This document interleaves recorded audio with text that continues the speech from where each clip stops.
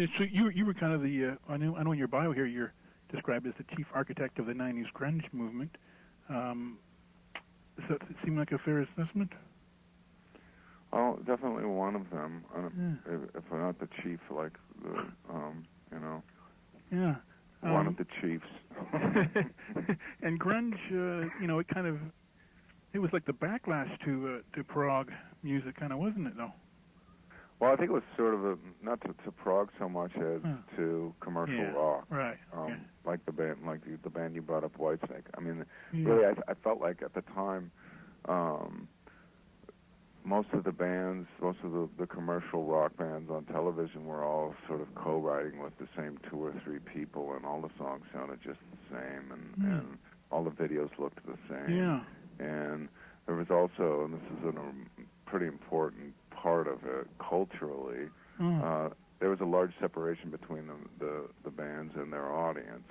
And it seemed to be encouraged by fans. You know, they wanted to see the rock band show up in a ridiculously long white limousine, and they wanted to see like the videos of Motley Crue taking the helicopter to the backstage to go play the show. And you saw that hip hop started to do that as well lately. But it's really it's sort of separating the band from the fans, and I think a big moment culturally was the video of Smells Like Teen Spirit, where suddenly here's Nirvana. One guy's 6'6", one guy's like 5'5". They're just wearing sort of dirty, ripped up clothes in a dark environment. You can't really see them. Kurt's hair is sort of tangled and hanging over his face, and they basically, their song rocked harder. It was catchier and better than any commercial rock that's happening, but they looked just like the kids that were watching them on TV. These people who were watching them were going back to high school and hanging out with basically people that all looked the same, and they kind of united the audience back to the band. And that happens culturally in a cycle, I think, and it's very healthy. And that's what it was a reaction to. It was a reaction to this sort of rock star concept.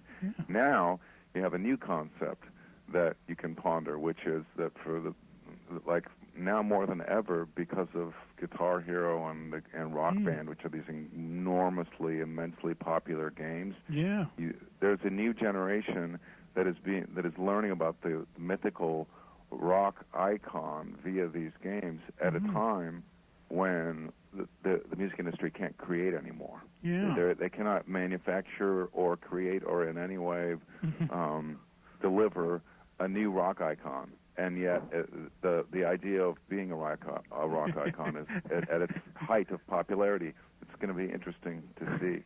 Have you played those games yourself? No. I mean, neither.